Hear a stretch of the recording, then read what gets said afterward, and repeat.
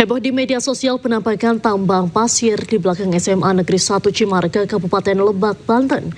Keberadaan tambang memicu kekhawatiran warga, terutama terkait dampaknya terhadap lingkungan dan keselamatan siswa yang sempat bikin heboh karena mogok sekolah buntut penamparan siswa akibat merokok.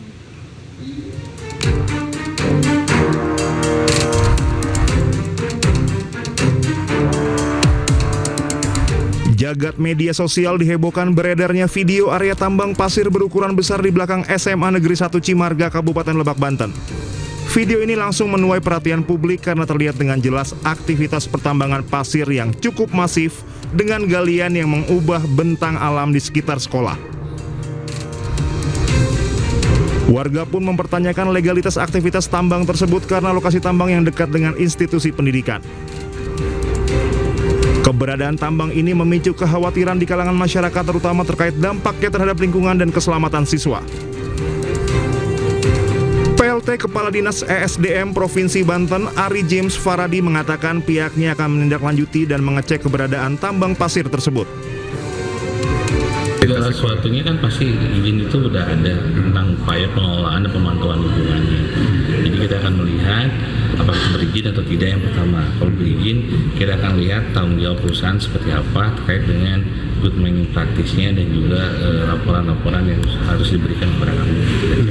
Dan kebetulan kami juga lagi dapat surat dari Kementerian SDM untuk mendata kembali sejak tahun 2022 sampai 2025 izin usaha pertambangan, wilayah izin usaha pertambangan apa saja yang ada di Banten. Warga meminta pemerintah Provinsi Banten segera turun tangan dan melakukan investigasi memastikan aktivitas tambang di wilayah pendidikan dilakukan sesuai prosedur dan tidak membahayakan keselamatan publik. Dari Serang, Banten, Maesa Apriandi, iNews melaporkan. Pemirsa, isak tangis keluarga pecah saat jenazah korban Ponpes Al-Khozini yang ambruk tiba di rumah duka. Almarhum Zaki bin Yusuf merupakan santri asal Sampang yang terakhir kali diidentifikasi dan dimakamkan.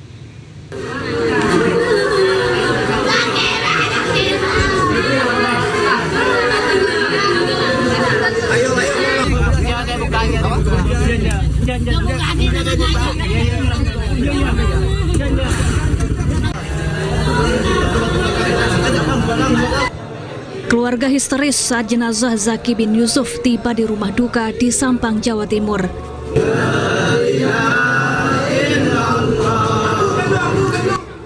Almarhum Zaki bin Yusuf merupakan santri Pondok Pesantren Al-Khozini Sidoarjo yang menjadi salah satu korban musola ambruk. Jenazah Zaki merupakan korban terakhir yang berhasil diidentifikasi dan diserahkan ke pihak keluarga. Usai sholat jenazah dan doa bersama, petugas bersama warga mengangkat peti jenazah dan mengantarkannya ke pemakaman di dekat rumah duka. Sekarang adalah hari terakhir pengiriman korban jenazah akibat runtuhnya musola Pondok Pesantren Al-Khozini Buduran Sidoarjo. Sekarang pengiriman terakhir untuk Kabupaten Sampang, yaitu jenazah yang ke-10 untuk Kabupaten Sampang, dan juga merupakan pengiriman terakhir. Jadi tidak ada sisa jenazah di Rumah Sakit Bayangkara Surabaya. Total ada 10 santri asal Sampang yang menjadi korban musola ambruk Ponpes Al-Khozini Sidoarjo. Sementara itu, total ada 67 kantong jenazah yang diserahkan ke tim forensik dari reruntuhan bangunan. Dari Sampang, Jawa Timur, Fatur Rahman, iNews melaporkan. Setelah hampir 3 pekan ditutup akibat tragedi robohnya gedung Ponpes Al-Khozini di Buduran, Sidoarjo, Jawa Timur, kini kembali buka untuk proses belajar mengajar santri. Sejumlah santri dari sejumlah daerah mulai berdatangan.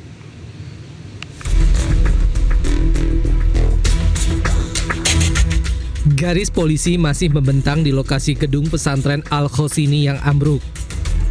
Tak jauh dari lokasi, sejumlah santri terlihat melakukan aktivitas di sebuah tenda. Meski proses hukum atas ambruknya gedung Pondok Pesantren Al-Khozini Buduran Sidoarjo terus berlanjut, namun pihak pesantren akan kembali membuka aktivitas belajar mengajar. Pihak pengasuh dan pengurus pondok mengaku telah menghubungi santri atau wali santri melalui pesan singkat serta telepon. Bersamaan kabar tersebut, sejumlah santri dari berbagai daerah juga mulai berdatangan. Karena kondisi pondok masih ditutup polisi untuk kepentingan penyidikan, pihak pengasuh mengarahkan para santri ke kampus 2 Al-Khosini yang berjarak sekitar 300 meter dari Pondok Putra Utama. Kampus ini telah disulap menjadi tempat belajar dan penginapan darurat.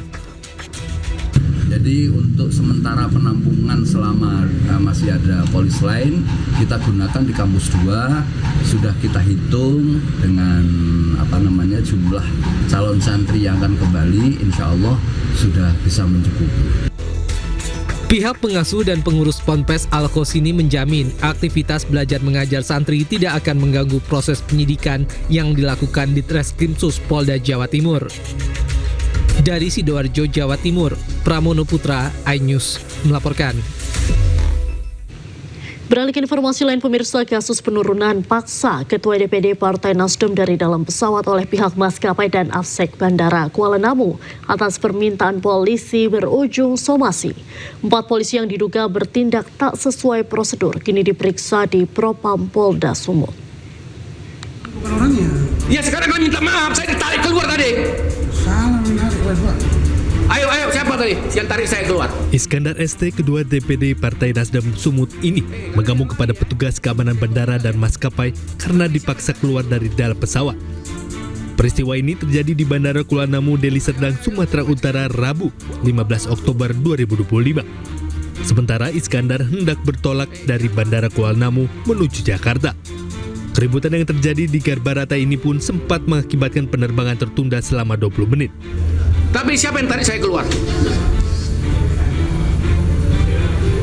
Ayo, siapa sekarang? Gua permohonan maaf dulu. Iskandar yang saat itu sudah berada di dalam pesawat, tiba-tiba saja dipaksa keluar oleh petugas keamanan dan maskapai atas permintaan polisi. Petugas keamanan bandara juga menyerahkan surat perintah penangkapan atas dugaan kasus scamming dan judi online. Namun ternyata petugas salah orang, terduga pelaku diduga memiliki nama yang sama dengan Iskandar. Saya sudah berada di dalam pesawat dan pesawat pun sudah siap-siap untuk terbang. Tiba-tiba di samping saya sudah berdiri 5 orang.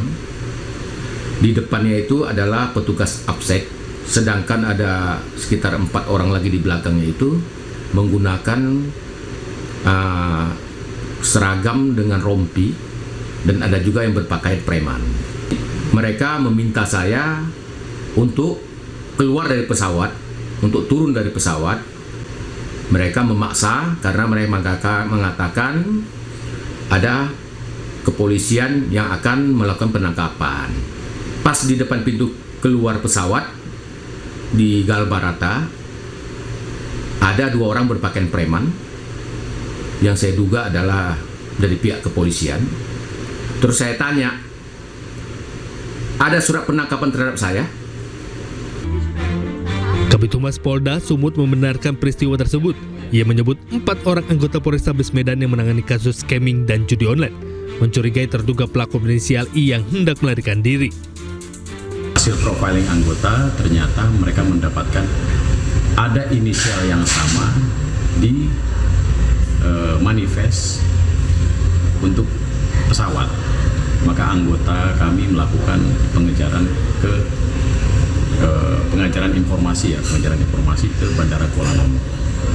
Kemudian karena kami tidak bisa masuk ke dalam di ramdornya, kami bekerja sama dengan otorita bandara, dalam hal ini Afsek, untuk melakukan verifikasi terhadap inisial dan yang bersangkutan.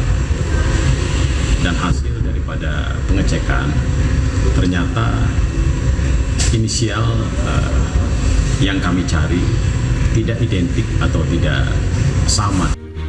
Buntut peristiwa ini, 4 personil Satreskrim Polrestabes Medan diperiksa Bid Propam Polda Sumatera Utara. Sementara, Iskandar ST pun telah melayangkan somasi kepada pihak-pihak yang dianggap bertanggung jawab atas insiden ini. Dari Medan, Sumatera Utara, Aminur Rasid, iNews melaporkan. Kita ke informasi lain, pemirsa. Ketua Dewan Ekonomi Nasional atau DEN, Luhut Panjaitan tegaskan rencana pembentukan Family Office tidak akan gunakan dana APBN. Sebelumnya, Menteri Keuangan RI Purbaya sempat tolak Family Office dibangun dengan dana APBN, namun persilahkan Dewan Ekonomi Nasional dirikan Family Office asal anggarannya tidak dari kas negara.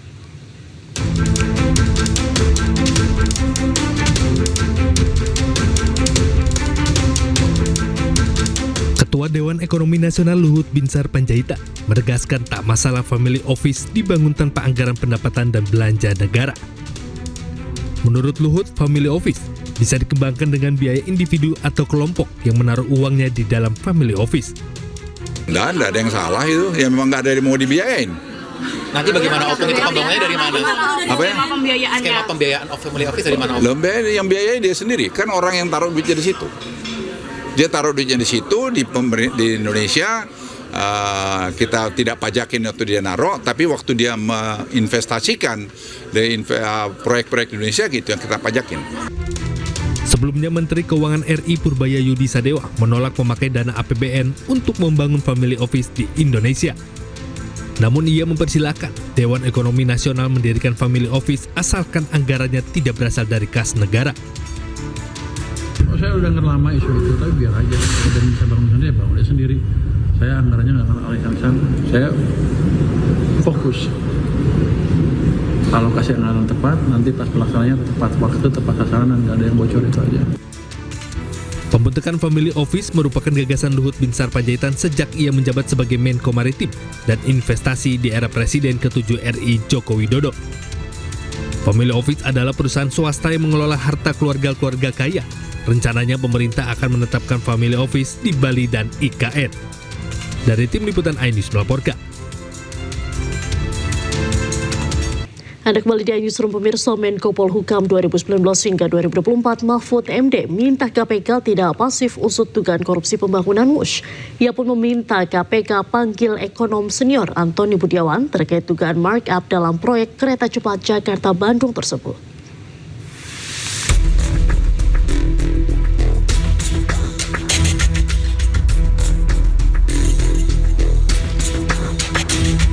Komisi Pemberantasan Korupsi minta Mahfud MD mantan Menko Polhukam membuat laporan terkait dugaan markup proyek kereta cepat Jakarta-Bandung yang disampaikan Mahfud dalam podcast di akun YouTube-nya. Terkait hal itu, Mahfud MD menilai KPK seharusnya bisa langsung memeriksa dugaan kasus tersebut tanpa adanya laporan.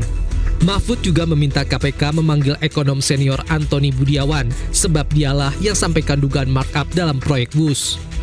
Jadi jangan, kalau mau menyelidiki betul KPK, panggil Antoni Budiawan karena dia yang bilang di situ. Sebelum saya kan bilang ini Antoni Budiawan bilang begitu.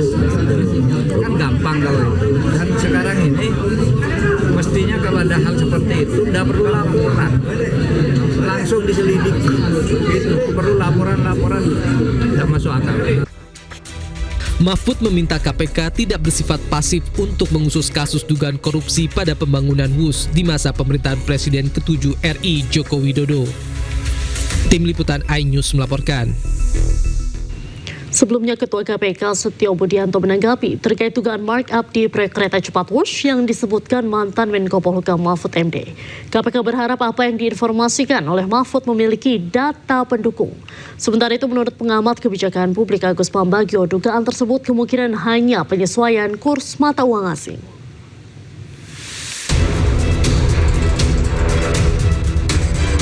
Ketua Komisi Pemberantasan Korupsi KPK Setio Budianto angkat suara merespon mantan Menko Polhukam Mahfud MD terkait dugaan markup di proyek kereta cepat Jakarta-Bandung WUSH. KPK berharap apa yang diinformasikan Mahfud memiliki data pendukung. Setio menegaskan setiap informasi yang ada akan terlebih dahulu ditelaah oleh kedeputian di KPK. Sekarang sih belum terinformasi ya, intinya dari internal gitu. Tapi kalau Pak Mahfud menyampaikan seperti itu ya, mudah-mudahan ada informasi, ada data, ada dokumen yang bisa mendukung kejelasan dari beliau. Tapi saya yakin beliau mungkin punya gitu, tinggal nanti apakah beliau mau serahkan atau apa ya. KPK mereka punya ini nggak Pak untuk jemput bola gitu Pak, karena informasinya kan 3 kali lipat gitu Pak. Apanya itu? Maksudnya mau jemput bola ke untuk minta biar ditelaah dulu di level kedeputian apa yang harus dilakukan dengan informasi tersebut. Ya. Sementara menurut pengamat kebijakan publik Agus Pambagio, dugaan tersebut bisa jadi disebabkan penyesuaian kurs mata uang asing. Meski demikian, Agus menambahkan tidak menutup kemungkinan adanya markup pada aspek lain, khususnya di sektor konstruksi. Di situ markupnya sih tidak, yang mungkin ada markup mungkin ya, itu padu konstruksi. Pada waktu konstruksi kan sempat ada 3 pilarnya dibongkar ulang, 1 pilar tuh 50M, ya kan? Nah, mungkin dari situ mungkin tanah. Nah, tanah ini masih di apa? Itunya KDM banyak tuh yang ngadu ke dia ya bahwa tanahnya sekian miliar belum dibayar. Nah, situ. Tetapi kalau jumlahnya itu saya yakin dari kurs antara yuan dan juga dolar. Itu. Berpengaruh juga Pak dengan utang. Iyalah, pasti. Apalagi kecuali utangnya itu di hedge. Ini sepertinya tidak di hedge, karena tidak di hedging, ya ngikut terus. Semakin tinggi kursnya, semakin mahal. Sebelumnya, dugaan markup di proyek kereta cepat WUS mulai diperbincangkan menyusul ramainya sorotan soal utang proyek kereta cepat yang mencapai 116 triliun rupiah. Tim Liputan Anyus melaporkan. Ketua Dewan Ekonomi Nasional Luhut Panjaitan menyebut akan ada keputusan Presiden soal pembayaran utang kereta cepat Jakarta-Bandung. Kepres tersebut akan terbit dalam waktu dekat.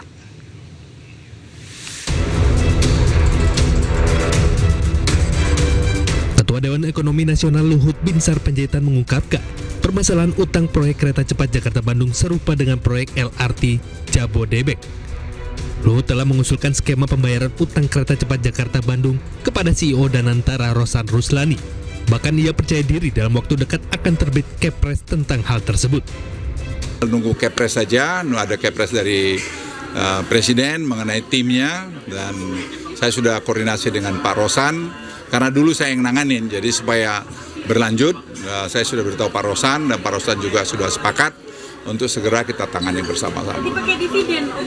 Nanti kita lihatlah, sama dengan LRT mungkin ada gap-nya itu berapa triliun, nanti dari situ kita cicil sehingga dengan itu nanti bisa jalan. Tapi ingat ya, tidak ada public transportasi itu di dunia ini yang menguntungkan.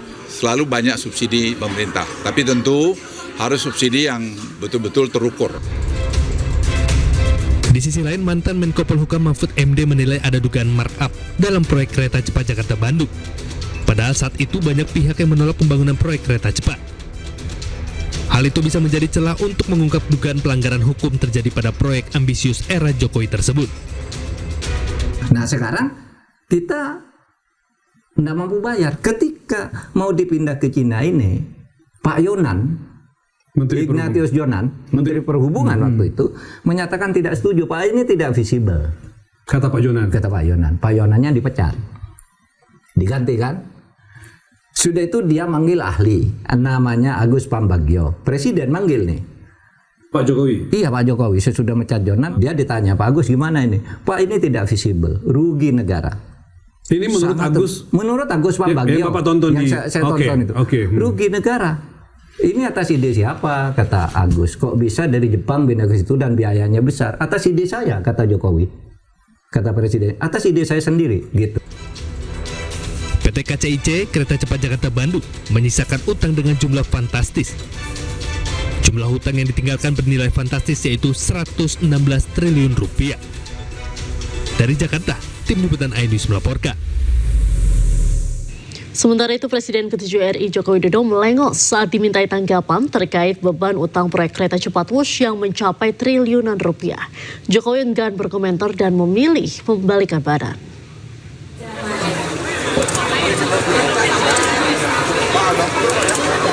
Kami undang Bapak Ibu Saat menghadiri Disnatalis Fakultas Kehutanan UGM Yogyakarta, Presiden ke-7 RI Jokowi ditanyai mengenai kereta cepat Wush. Alih-alih menjawab pertanyaan wartawan, Jokowi hanya tersenyum dan memilih berbalik badan. Ia enggan berkomentar dan kembali berbaur serta menyalami sejumlah alumnus Fakultas Kehutanan UGM Yogyakarta. Terkait bus yang APBN gimana Pak? Tanggapannya bus yang sekarang tidak pakai APBN gimana Pak? Bus Pak, kereta cepat Pak, gimana Pak? Tanggapannya Pak? Sekarang kan udah nggak pakai APBN Pak, gimana Pak? Harapan untuk Fakultas Kehutanan Pak?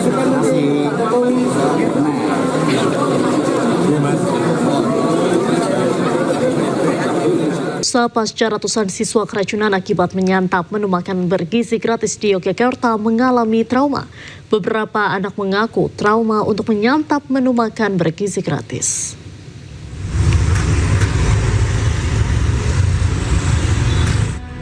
Sejumlah siswa Seman 1 Teladan Yogyakarta pasca keracunan usai menyantap makan bergizi gratis kembali bersekolah.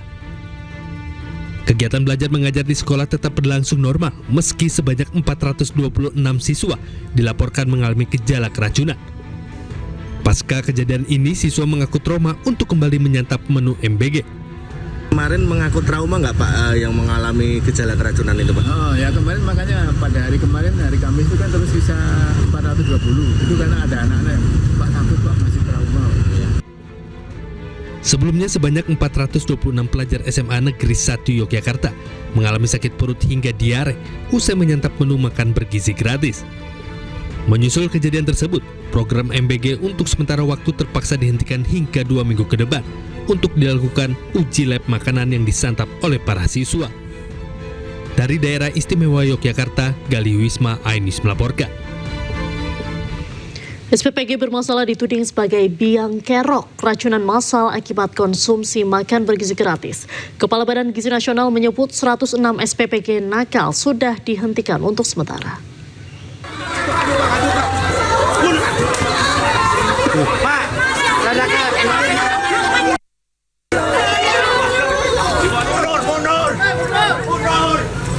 Sejak diluncurkan 6 Januari lalu, program makan bergizi gratis masih berkubang dalam masalah yang sama, yakni kasus keracunan.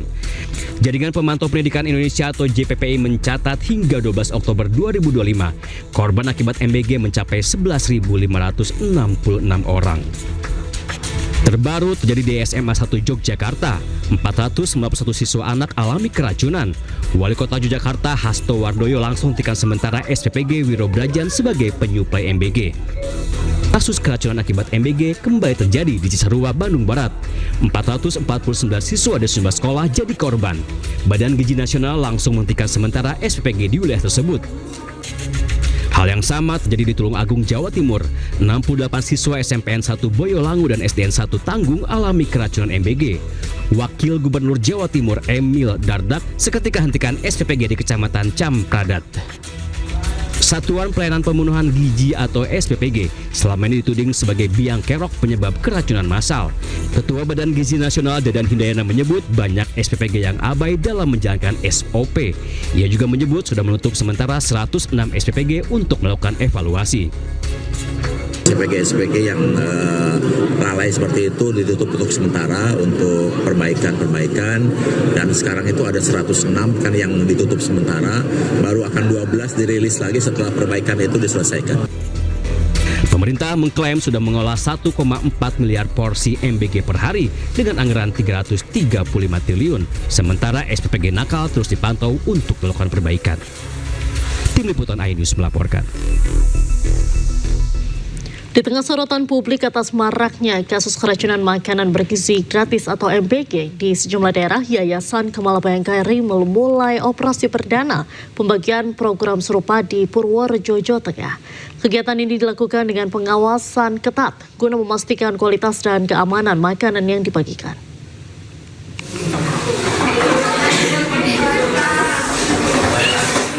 Puluhan siswa SMP Negeri 1 Mirit Purworejo, Jawa Tengah tampak antusias saat menerima makan bergizi gratis dari Yayasan Kamala Bayangkari.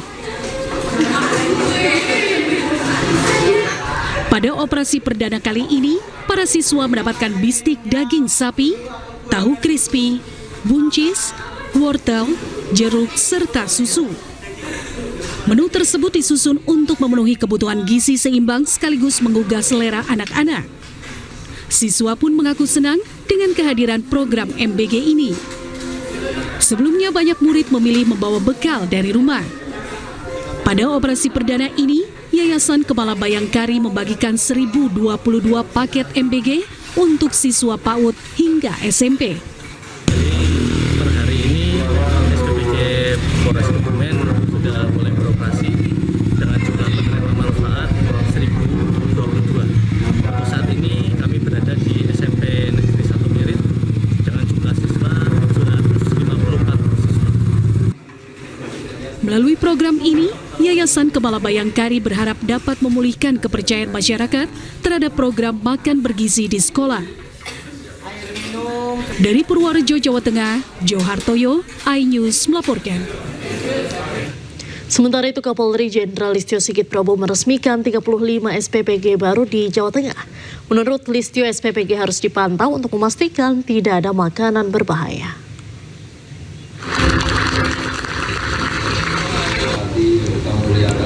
Selain meresmikan 35 SPPG baru di Jawa Tengah, Kapolri juga melakukan groundbreaking 27 SPPG di wilayah Polda Jawa Tengah.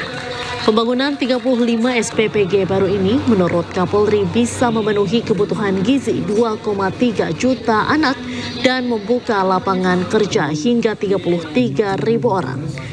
Kapolri meminta setiap bahan makanan yang diterima SPPG diperiksa ketat untuk memastikan tidak ada bahan kimia berbahaya dan menghindari keracunan makanan. Secara khusus tadi sesuai dengan arahan Bapak Presiden bahwa untuk mengantisipasi terjadinya kualitas makanan yang kemudian nanti tidak higienis dan berdampak kepada penerima manfaat atau anak-anak kita. Tadi saya mengecek langsung bagaimana proses mulai dari penerimaan bahan baku yang akan diolah. Dalam pidatonya hari ini di Bandung, Jawa Barat, Prabowo menyampaikan soal kesuksesan program makan bergizi gratis. Ia pun menegaskan komitmennya untuk terus menyempurnakan pelaksanaan program MBG agar tidak lagi ditemukan kasus yang mengalami keracunan makanan. 1,4 miliar porsi yang sudah dibagikan. Yang keracunan makan 8.000 kurang lebih. Benar Pak Dadan? Jadi kalau diambil statistik adalah 0,0007 atau 0,0008. Artinya program ini 99,99% berhasil. Jadi di mana ada usaha manusia yang 99,99% berhasil dibilang gagal. Tapi kita tidak mau ada satu pun, tidak boleh ada satu pun. Saya bersumpah akan memenuhi kewajiban Presiden Republik Indonesia dengan sebaik-baiknya. Pengeluaran-pengeluaran yang mubazir, pengeluaran-pengeluaran yang alasan untuk nyolong, saya ingin dihentikan, dibersihkan.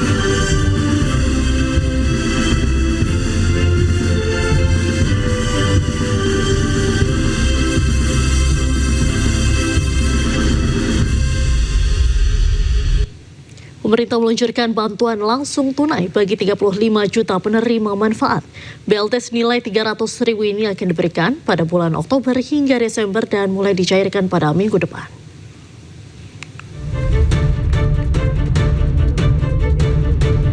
Menteri Koordinator Bidang Perekonomian Airlangga Hartarto mengumumkan stimulus ekonomi terbaru 2025. stimulus berupa bantuan ekonomi bagi masyarakat.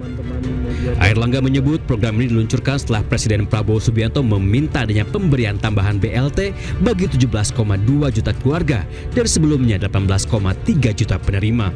Sehingga total 35.046.783 keluarga akan menerima BLT dengan anggaran sebesar 30 triliun rupiah. BLT ini ditargetkan menjangkau 140 juta orang dengan asumsi satu keluarga penerima manfaat terdiri atas ayah, ibu, dan 2 orang anak. Ini Bapak Presiden minta menambahkan bantuan langsung tunai ini yang akan diberikan pada bulan Oktober, November, dan Desember 2025 dan akan diterima oleh 35.46.783 keluarga penerima manfaat. Terkait bantuan langsung tunai terbaru ini, Menteri Sosial Saifullah Yusuf menyebut penyaluran telah dimulai sejak hari ini hingga 2 pekan ke depan. Selain menambah jumlah penerima BLT, pemerintah juga menambah kuota program magang nasional bagi fresh graduate atau lulusan baru. Dari kuota 20.000 peserta pada tahap 1 yang dimulai pada bulan Oktober ini, maka di bulan November mendatang, pemerintah kembali membuka program magang berbayar dengan perluasan kuota hingga 80.000 peserta. Dari Jakarta, Tim Liputan iNews melaporkan. 1 tahun menjadi Presiden Prabowo Subianto mengaku berani berdiri dengan percaya diri berkaca dari 1 tahun masa pemerintahannya bersama Wakil Presiden Gibran Rakabuming Raka. Hal itu dikatakan dalam prosesi sidang Senat pengukuhan mahasiswa baru sekaligus wisuda sarjana di Universitas Kebangsaan Republik Indonesia di Bandung, Jawa Barat. Saya kira saudara-saudara, saya bisa katakan saya berani berdiri di hadapan seluruh rakyat Indonesia dengan percaya diri karena kita telah buktikan kepada seluruh bangsa dan seluruh dunia bahwa kita dapat menghasilkan apa yang kita janjikan kepada rakyat. 2 hari beroperasi, lebih dari 15.000 aduan masyarakat masuk ke kanal lapor Pak Purbaya. Bahkan oknum pegawai Bea Cukai terancam dipecat usai ketahuan nongkrong di kafe saat jam kerja.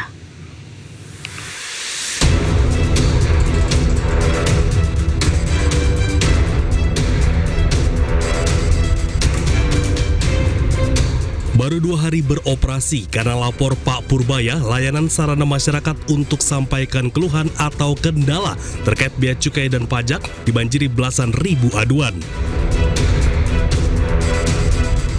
Dari 10 laporan yang ingin segera ditindaklanjuti, ada 1 laporan di mana pelapor menyebut melihat petugas bea cukai yang tiap hari nongkrong di Starbucks, lengkap dengan laptop dan membicarakan bisnis aset.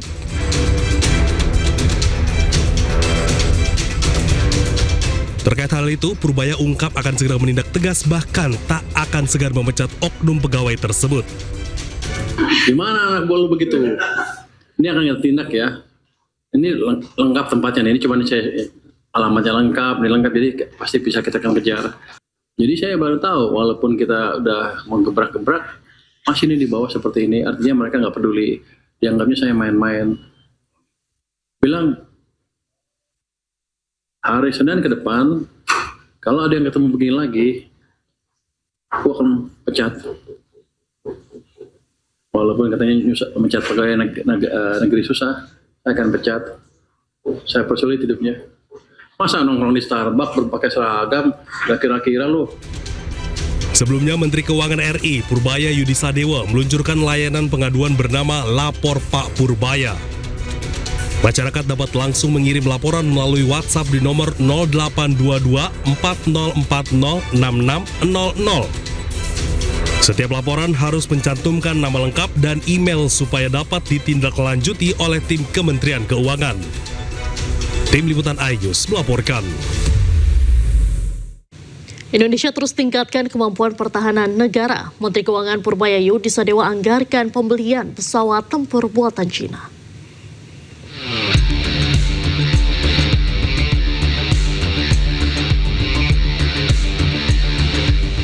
Penguatan alutsista terus menjadi salah satu fokus pemerintahan Presiden Prabowo Subianto.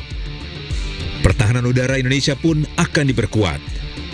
Menteri Pertahanan Syafri Samsudin berencana membeli pesawat tempur J-10 Chengdu buatan China. Rencana ini pun telah disetujui oleh Menteri Keuangan Purbaya. Bahkan Purbaya pun telah mengalokasikan anggaran pembelian pesawat tempur pada APBN 2026. Kalau untuk yang tahun depan sudah kita setujui. Ini nggak tahu pakai yang mana, tapi sudah cukup banyak anggaran mereka. Berapa kemarin? Sekian. Berapa ya? Saya lupa. 9 miliar dolar kalau nggak salah, atau lebih. Saya lupa angkanya. Tapi sudah disetujui, jadi harusnya sudah siap semua untuk yang itu. Tapi saya nggak tahu ini baru lagi apa enggak. Termasuk yang itu apa?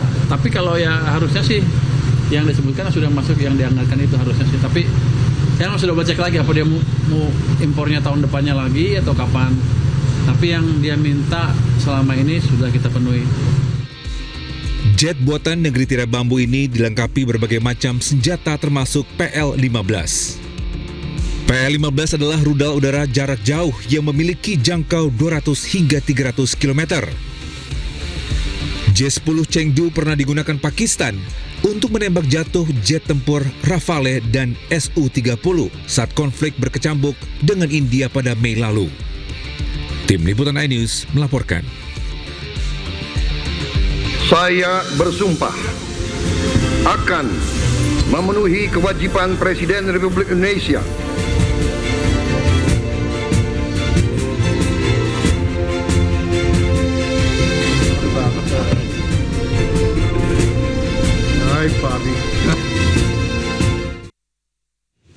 Presiden RI Prabowo Subianto merayakan ulang tahun ke-74 di Komplek Istana Kepresidenan Jakarta kemarin Jumat.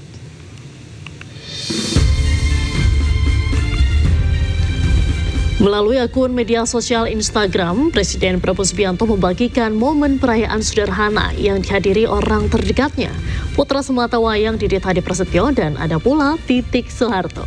Selain itu sejumlah pejabat juga nampak hadir, mulai dari Wakil Presiden RI Gibran Rakabuming Raka, Menteri Sekretaris Negara Prasetyo Hadi, Sekretaris Kabinet Teddy Indra Wijaya, hingga utusan khusus Presiden Bidang Pembinaan Generasi Muda dan Pekerja Seni Raffi Ahmad. Prabowo mengucapkan terima kasih atas segala ucapan, doa, dan harapan yang telah diberikan di hari ulang tahunnya.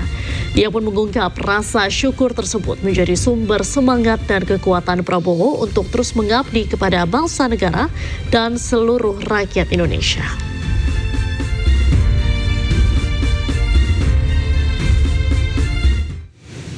Sosok Presiden Prabowo Subianto tak bisa lepas dari latar belakang dunia militer dan darah kebangsaan yang kuat. Namun di sisi lain, ia juga dikenal sebagai pecinta kucing.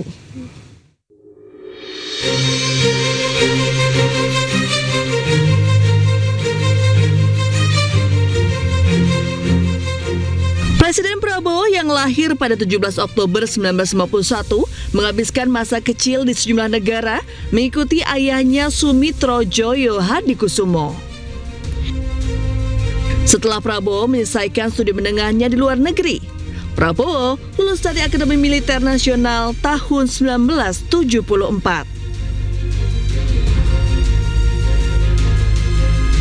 Prabowo memiliki darah kebangsaan yang kuat. Sang kakek, Raden Mas Margono Joyo Hadikusumo, merupakan pengikut Budi Utomo, anggota Badan Penyelidik Usaha-Usaha Persiapan Kemerdekaan Indonesia (BPUPKI), merupakan pendiri serta direktur pertama Bank BNI.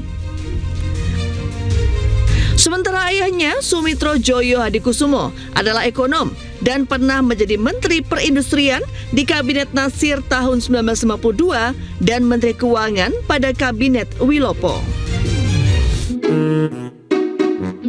Di sisi lain, Presiden Prabowo juga dikenal sebagai pecinta kucing. Kucing kesayangannya Bobby Kertanegara bahkan kerap hadir saat Presiden Prabowo beraktivitas dan menemui sejumlah tamu kenegaraan. Anda kembali di Newsroom pemirsa. Mantan pelatih timnas Indonesia Shin Tae-yong dikait-kaitkan sebagai calon kuat pengganti Kluivert yang resmi mengakhiri kebersamaan dengan timnas Indonesia. Shin Tae-yong sempat menakodai timnas Indonesia selama memperjuangkan tiket lolos ke putaran Piala Dunia 2026.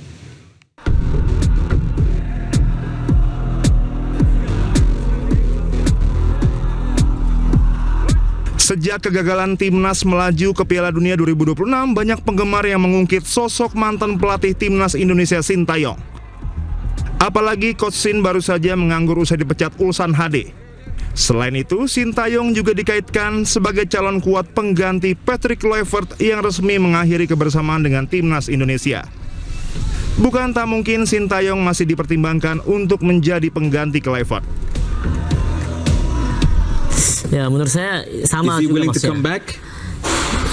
Potensi saya nggak bisa bilang nggak ada. Potensi ada, bisa balik. Tetapi ya balik lagi, seperti yang saya tadi bilang, harus ada persyaratan yang lebih ketat, lebih baik dalam kontrak mungkin. Shin Tae-yong menakodai timnas Indonesia selama memperjuangkan tiket lolos ke putaran Piala Dunia 2026 yang akan digelar di Amerika Serikat, Kanada, dan Meksiko. Bersama STY, Garuda mengawali langkah dari ronde 1 hingga setengah perjalanan ronde 3. Sisanya sejak setengah akhir ronde 3 dan sepenuhnya ronde 4, timnas sudah ditukangi Kluivert. Dalam 57 laga bersama timnas senior, Shin Tae-yong mencatatkan 20 kemenangan. Persentase kemenangan Indonesia bersama Shin Tae-yong 45,6%. Selama ditukangi STY, timnas Indonesia mencatatkan perbandingan 106 gol dan kebobolan 75 kali. Selain itu, STY juga berhasil membawa timnas menahan imbang Australia dan Arab Saudi.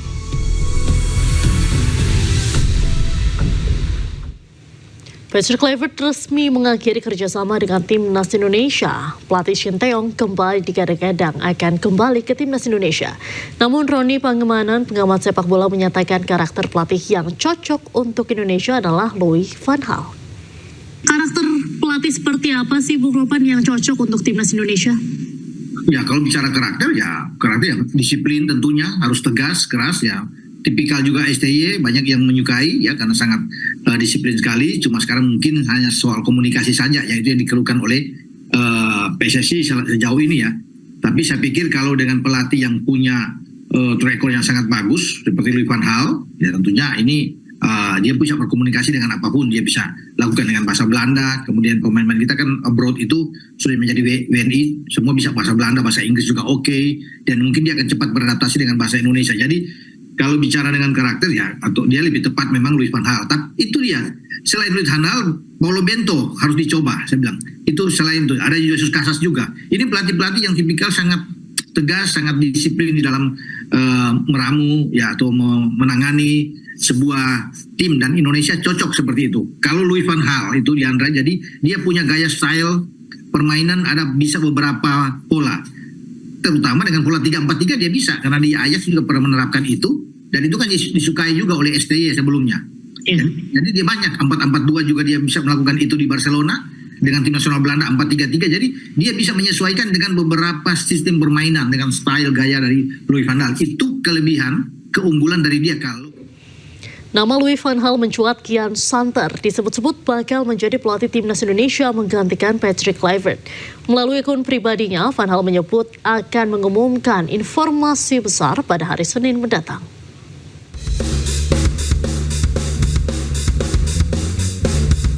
Nama pelatih tersohor dunia asal Belanda Louis van Gaal mencuat, kian santer disebut-sebut bakal menangani timnas Indonesia. Rumor ini beredar di media sosial, bahkan di sejumlah media olahraga dunia. Jurnalis olahraga Spanyol Victor Catalina bahkan telah menuliskan pesan selamat datang Louis van Gaal dengan menyertakan bendera Indonesia. Sementara itu, melalui akun pribadinya, Van Gaal memastikan akan mengumumkan informasi penting mengenai hal ini pada hari Senin mendatang. Dari catatan kepelatihannya selama 34 tahun sejak 1991, Van Gaal telah menukangi sejumlah tim besar mulai dari Ajax Amsterdam, Barcelona, Bayern Munchen, Manchester United, hingga timnas Belanda. Dalam karir kepelatihannya, Van Gaal tampil mentereng dengan mempersembahkan 18 trofi bergengsi di Eropa, terbanyak dilakukan saat menangani Ajax Amsterdam. Menariknya muncul spekulasi Kans Menir menjadi pelatih skuad Garuda ini terjadi beberapa saat setelah anak asuhnya Patrick Kluivert dipecat dari jabatannya sebagai pelatih timnas Indonesia. Rencananya kelanjutan dari kosongnya posisi kepelatihan timnas Indonesia akan disampaikan PSSI dalam beberapa hari ini. Sebelumnya PSSI dan tim kepelatihan timnas Indonesia resmi mengakhiri kesepakatan kerjasama usai gagal ke panggung Piala Dunia 2026. Hal tersebut disampaikan PSSI melalui kanal media sosial resminya Kamis siang.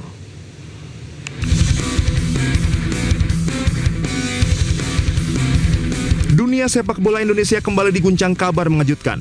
PSSI secara resmi memutus kerjasama dengan pelatih kepala Patrick Kluivert dan jajaran staf pelatih timnas Indonesia setelah kegagalan menyakitkan di babak keempat kualifikasi Piala Dunia 2026 zona Asia. Tak hanya Kluivert, nama-nama besar lain seperti Alex Pastoor, Dani Lanzat, Gerard van den Berg, dan Frank van Kempen juga terkena imbasnya. Padahal seluruh tim pelatih ini sebelumnya terikat kontrak hingga tahun 2027.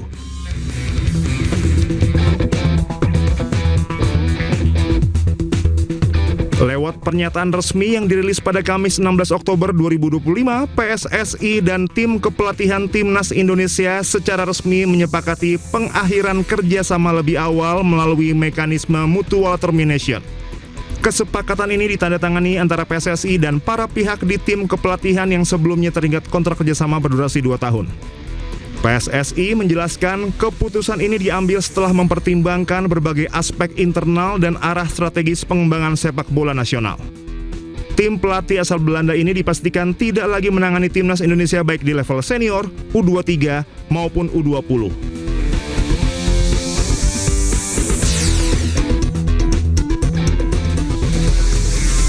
Keputusan ini muncul setelah timnas Indonesia tampil buruk di grup B kualifikasi Piala Dunia 2026. Skuad Garuda mengalami 2 kali kekalahan beruntun, yakni kalah 2-3 dari Arab Saudi dan takluk 0-1 dari Irak.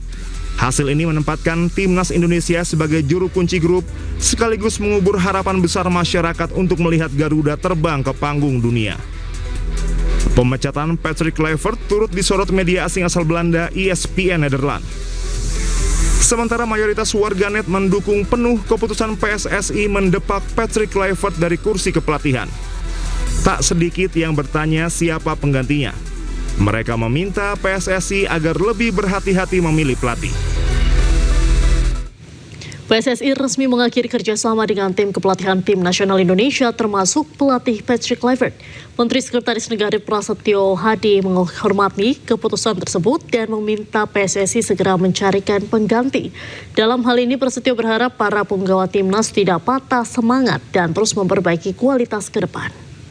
Berkaitan dengan masalah pemecatan pelatih tim nasional kita yang tentu akibat dari kemarin kita belum berhasil menembus ke Piala Dunia 2026 ya, dan itu bagian dari evaluasi.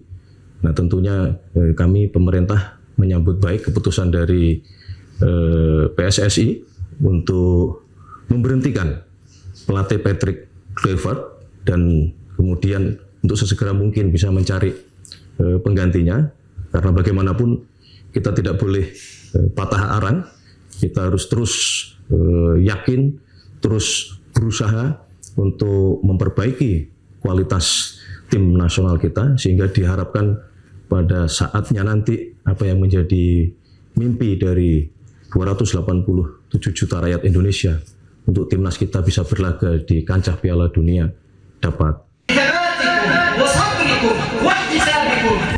Warga Palestina mengadakan sholat Jumat di Masjid Abdullah Azam yang rusak parah di kawasan Sabra, Gaza.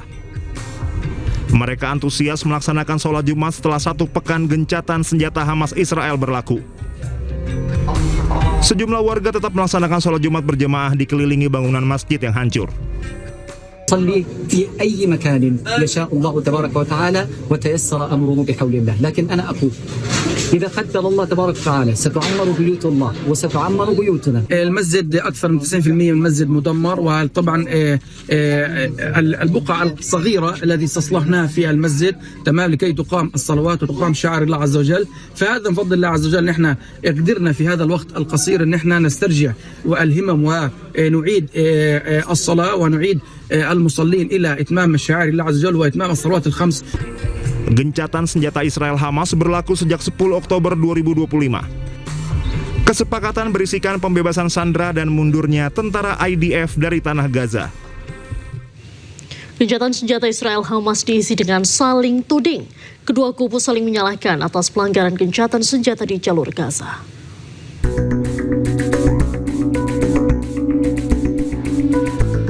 Tel Aviv, Israel, dan Hamas saling mengeluhkan adanya pihak yang tidak mematuhi kesepakatan. Di sisi Israel, Tel Aviv menuding Hamas tidak mengikuti perjanjian penyerahan jenazah semua sandera. Sementara dari sisi Hamas menilai Israel melanggar gencatan senjata dengan melepas tembakan yang menewaskan setidaknya 24 orang. Namun Israel belum menanggapi tuduhan tersebut. Berdasarkan kesepakatan, gencatan senjata berlaku sejak 10 Oktober 2025 di mana Hamas harus menyerahkan total 48 sandera yang terdiri dari 20 sandera hidup dan 20 sandera yang tewas. Hamas telah menyerahkan 20 sandera hidup dan imbalannya Israel membebaskan 1.968 tahanan pada Senin 13 Oktober lalu. Hamas sendiri baru menyerahkan 9 jenazah sandera, namun Israel mengklaim 1 diantaranya bukanlah sandera. Israel menyatakan Hamas masih harus mengembalikan 19 jenazah lagi. Sementara Hamas kesulitan mencari jenazah sandera karena jasad sandera tertimbun reruntuhan bangunan di jalur Gaza. Mereka pun harus membutuhkan waktu mencari dan menggali puing-puing reruntuhan. Pertikaian penyerahan jenazah sandera berpotensi menggagalkan gencatan senjata Gaza dan elemen-elemen lainnya yang belum terselesaikan. Persoalan perlucutan senjata Hamas dan tata kelola Gaza di masa depan pun berpotensi gagal diselesaikan. Puluhan jenazah warga Palestina yang dikembalikan oleh Israel dalam kesepakatan gencatan senjata menunjukkan tanda-tanda penyiksaan berat. Para korban diterima dalam kondisi memprihatinkan dengan tangan terikat dan tubuh mengalami luka bakar.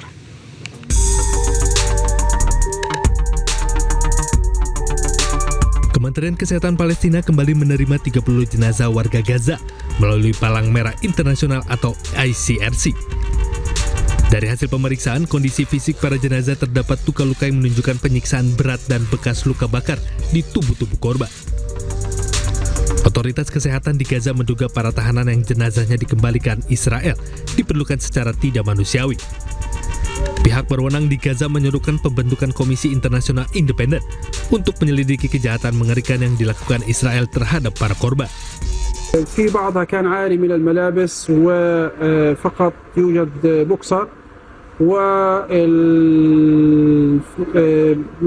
المقيد المعصمين والكاحلين إلى الخلف وحالتين وجدت بها رباط على العينان ورباط حول العنق.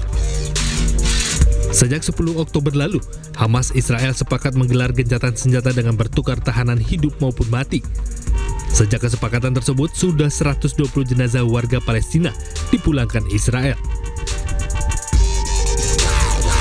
Kementerian Kesehatan setempat mengidentifikasi dan memeriksa kondisi para jenazah sebelum dikembalikan kepada keluarga korban. 1 orang tewas dan 7 terluka akibat serangan jihadis Israel di Lebanon. Israel berdalih menargetkan infrastruktur Hizbullah di Lebanon Selatan. Dan pemirsa, usai sudah kebersamaan kita dalam iNewsroom hari ini, temukan informasi-informasi terbaru lainnya di www.inews.id. Cuplikan tayangan berita iNews dapat Anda saksikan di kanal YouTube @official iNews, dan sesaat lagi rekan saya Camar Haenda akan hadir dalam program iNews Malam. Mewakili seluruh kerabat kerja yang bertugas, saya Diandra Mukni pamit undur diri. Terima kasih, sampai jumpa.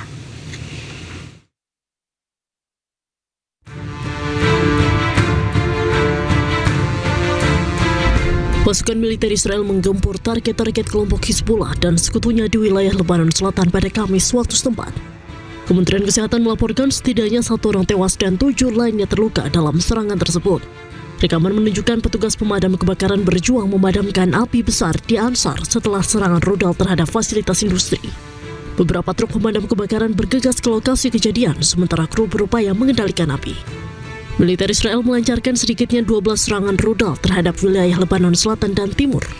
Di antaranya menyerang distrik Marjayun, Sidon, Nabatiyeh, Bin Jebil, dan Baalbek.